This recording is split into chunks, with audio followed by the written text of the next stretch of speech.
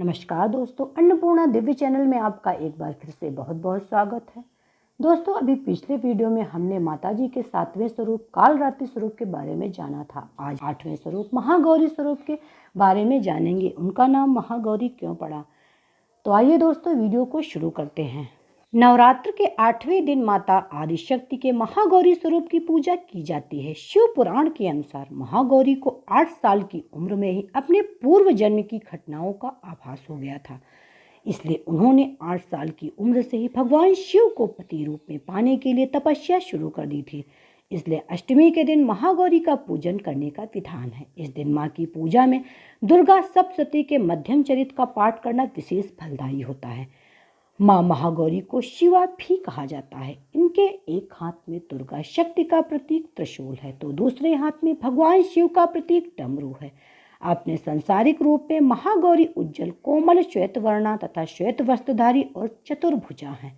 इनके एक हाथ में त्रिशूल और दूसरे हाथ में डमरू है, तो तीसरा हाथ वर मुद्रा में है और चौथा हाथ एक गृहस्थ महिला की शक्ति को दर्शाता हुआ है।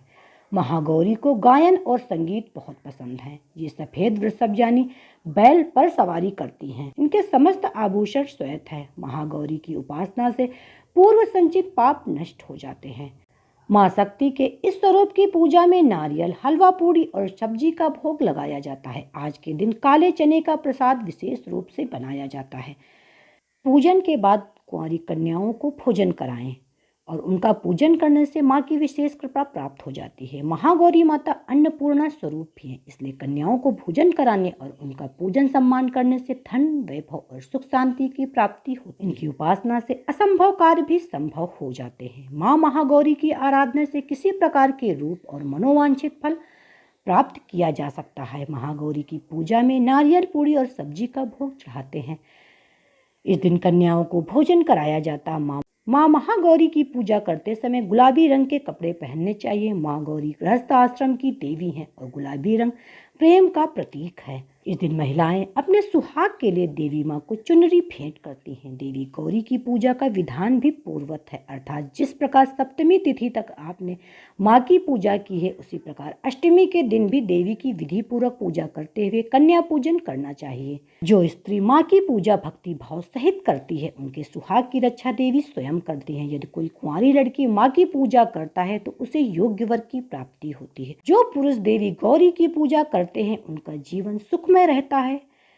देवी उनके पापों का नाश कर देती हैं। नवरात्रि के 9 दिनों की पूजा के दौरान 8वें दिन महागौरी स्वरूप की पूजा करने से महागौरी आदिशक्ति मानी गई हैं। पुराणों के अनुसार इनके तेज से संपूर्ण विश्व प्रकाशमान होता है। दुर्गा सप्तशती के अनुसार शुंभ निशुंभ से पराजित होने के बाद देवताओं ने गंगा नदी के तट पर देवी महागौरी से ही अपनी सुरक्षा की प्रार्थना की थी। माँ के इस रूप के पूजन से शारीरिक क्षमता का विकास होने के साथ मानसिक शांति भी बढ़ती है। माता के इस स्वरूप को अन्नपूर्णा, ऐश्वर्य प्रदायिनी, चैतन्यमयी भी कहा जाता है। मात्र 8 वर्ष की आयु में घोर तपस्या करने के कारण इनकी पूजा नवरात्रि के 8वें दिन की जाती है। एक कथा अनुसार भगवान शिव को पति रूप में पाने के लिए देवी ने कठोर तपस्या की थी, जिससे इनका शरीर काला पड़ गया था। तब देवी की तपस्या से प्रसन्न होकर भगवान शिव माँ के शरीर पर गंगा जल डालते हैं।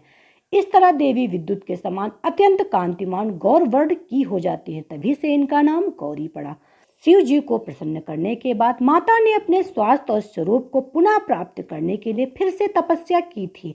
इस तपस्या के बाद माता के शरीर से उनका श्याम वर्ण अलग हुआ और माँ कौशिकी प्रकट हुई। राक्षस शुंभ और निशुंभ का वध करने के लिए माँ का देवी कौशिकी के रूप में अवतरित होना आवश्यक था, इसलिए यह स्वयं माँ की ही लीला थी।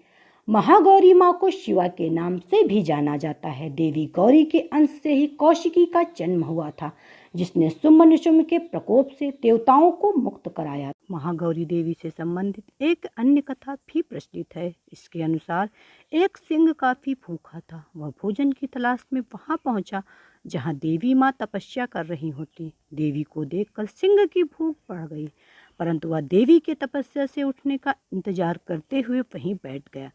इस इंतजार में उसका शरीर कमजोर हो गया। देवी का तप समाप्त हुआ तो सिंह की दशा देखकर उन्हें उस पर बहुत दया आई और इस तरह फिर माँ ने उसे अपनी सवारी बना लिया, क्योंकि एक प्रकार से उसने भी तपस्या की थी। इसलिए देवी गौरी का वाहन बैल और सिंह दोनों ही हैं।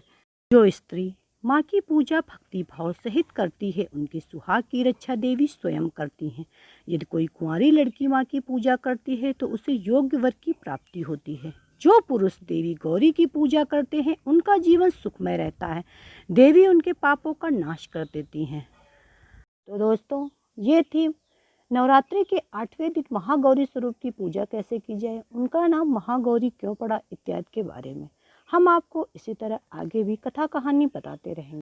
इसके लिए यदि अभी तक आपने मेरे चैनल को सब्सक्राइब नहीं किया है तो प्लीज़ मेरे चैनल को सब्सक्राइब कीजिए। मेरे वीडियो को अपने दोस्तों, अपने रिश्तेदारों, अपने नज़दीकियों के साथ ज़्यादा से ज़्यादा शेयर कीजिए, जिससे ये जानकारी उन तक भी पहुँच जाए। और हाँ दोस्तों, नोटिफिकेशन के लिए बेल आइकॉन को ज़रूर प्रेस कीजिए। तो मिलते हैं नेक्स्ट वीडियो में, तब तक के लिए